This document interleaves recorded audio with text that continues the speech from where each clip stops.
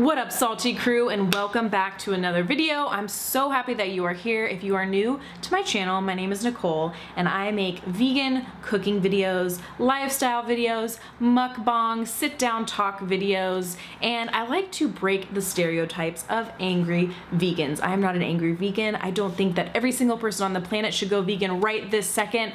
I believe in leading by example and having compassion for people as well as for animals. So if any of that suits your fancy and if you like any of that, make sure that you hit the subscribe button down below and go ahead and like this video. I've been out of the kitchen for a hot minute, but I wanted to break back into it by doing a really fun, different type of video. I want to do a cooking video, but no measuring required. No measuring is allowed. We're not going to be doing 1 cup of this, a teaspoon of this. We're just going to be going with what feels right and our taste buds. So if that makes you nervous and you are a follow to the T recipe person, then you need to watch this video because cooking honestly is half skill, half common sense. And today we're gonna access our common sense part of our brain. We're gonna start out nice and easy with a very simple recipe. We're gonna be making these delicious, healthy sweet potato muffins with a strawberry cream sauce, and it is to die for. I made it the other day and I did not measure anything and it turned out a bomb. For this recipe, you are gonna need 1 steamed sweet potato. So you can do this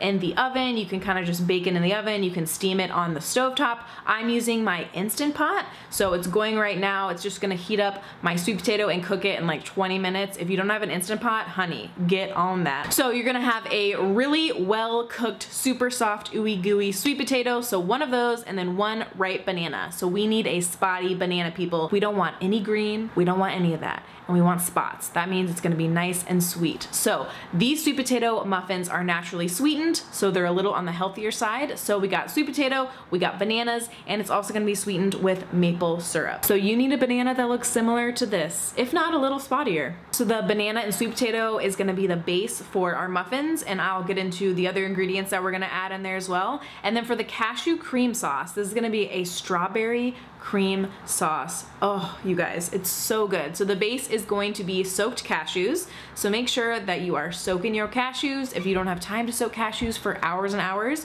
you can boil them for about 10 minutes and then just kind of let them sit for another 5 minutes and then drain them. You're good to go. Along with the strawberries and soaked cashews, we're gonna add in some different spices and sweeteners and all that stuff, blend it together, and we're gonna have a delicious strawberry cream sauce. So to make our muffins, we have our cooked sweet potato. It's nice and soft.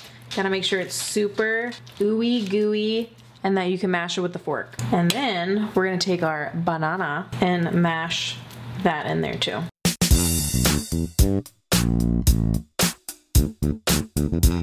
Before I forget, we do need a flax egg, and I will measure this because I know when last time I made these, I did 3 flax eggs and it worked perfectly. So we can measure these out. This is the one thing that we're gonna measure. So for a flax egg, you just need 1 tablespoon of ground flaxseed and 2 tablespoons of water. So we're gonna use 3 tablespoons of ground flaxseed and 6 tablespoons of water. Mix that together, let it sit, and then we'll continue on. Okay, so here is the ground flaxseed, 3 tablespoons.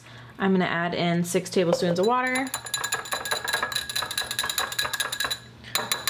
Whisk it together, let this sit for about 5 minutes, and it'll get nice and gooey and it'll be exactly like the consistency of scrambled eggs. It's pretty crazy. While our flax egg is doing its thing, we're gonna add in the rest of the ingredients. I am also going to add in some almond butter. I'm just using raw almond butter. It is crunchy, but you can use smooth. I wouldn't advise using peanut butter because the peanut butter flavor will just be really overwhelming.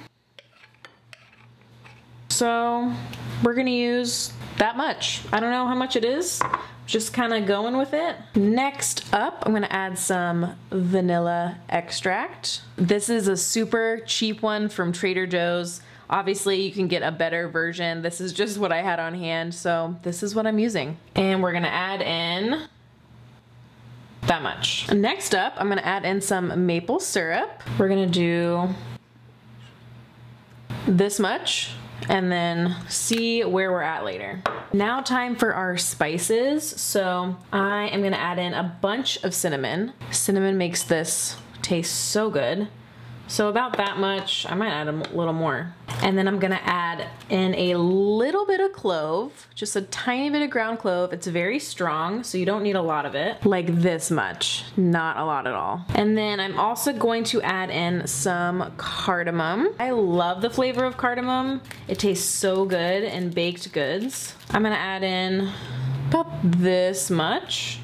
You gotta add just a pinch of salt to any baked good or sweet treat that you make, just to bring out all the sweetness. And then I'm gonna add in baking soda and baking powder, the same amount of both, so about this much. Normally you can't do stuff like this when you're baking, you have to have like exact measurements, but this just worked out for me, so I'm gonna roll with it. I'm gonna mix this all together. Sweet potato and banana is a little chunky still. It's not completely pureed. It'll taste really good once it's all baked in there.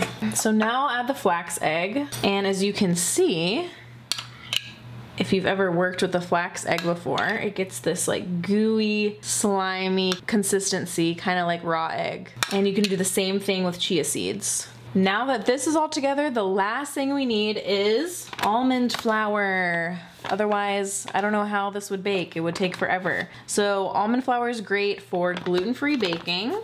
Love some gluten-free treats. I don't know how much I'm gonna add. I'm just gonna play it by ear, mix in a little at a time, and go by the consistency.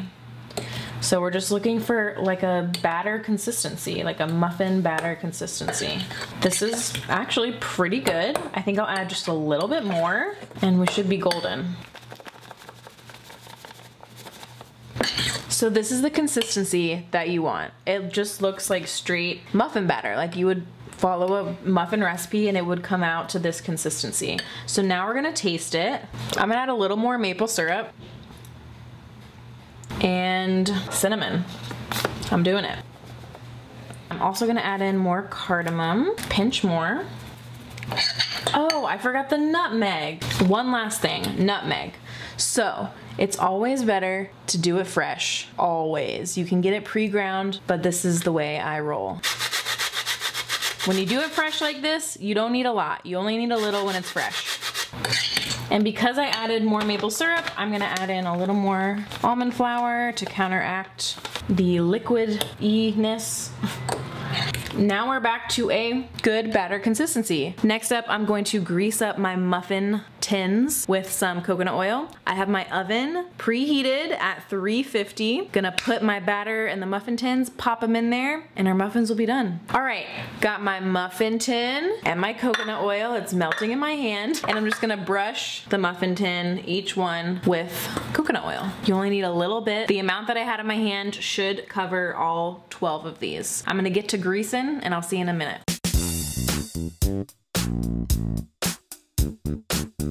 So while the muffins are cooking in the oven, we are gonna make our strawberry cream sauce. So for the base, you're gonna need some soaked cashews. Now the amount just depends on how much strawberry cream sauce you wanna make. This is maybe like a cup of soaked cashews. So when they soak, they get bigger. So now it's like maybe a cup and a quarter. So I'm gonna put these in the blender.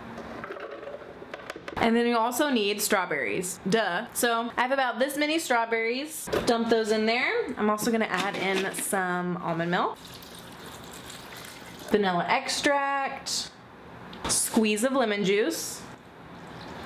I love adding citrus, lemon juice, lime juice, orange juice, something like that to any sauce, dish in general, because it really does brighten it up, lift it a little bit, and gives it that extra little acidity that just rounds out all the flavors. And you gotta make it sweet, so we're gonna add in some maple syrup. I don't know, like a couple tablespoons. And I'm gonna put in a little bit of cinnamon as well.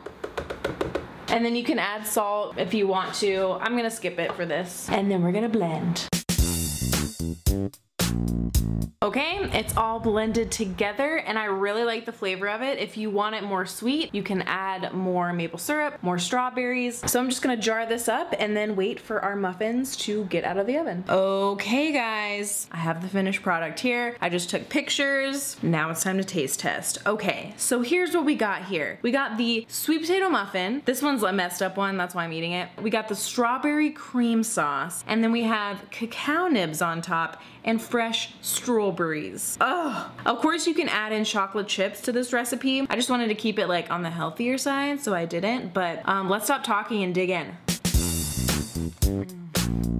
The sweet potato bread is perfectly sweet, moist, delicious, and then the strawberry cream sauce adds such a good element to it, and then the crunch of the cacao nibs, and then this burst of sweetness from the strawberries. Oh, it's so good. We would obviously just not eat them with the cream sauce, but like, it just tastes like really good banana bread. Thank you guys so much for watching this week. I really hope you enjoyed the video. If you did, you know what to do. Give me those thumbs, subscribe if you haven't already, and give me more suggestions on what other dishes you want to see me make without a recipe. This is truly the way I love to cook. I absolutely adore it. It's the only way that I do it. The only reason that I put out set recipes is so you guys can replicate them at home, but I want to encourage you guys more to just get in the kitchen and jump in there without any restrictions or limitations on what amounts you should put in what dish. I feel like you should trust your intuition a little bit more, trust your gut, and trust yourself, because you know how to cook. You just gotta let go a little bit. So who knows, maybe we'll make this into a series in the near future dedicated to those who want to get more adventurous in the kitchen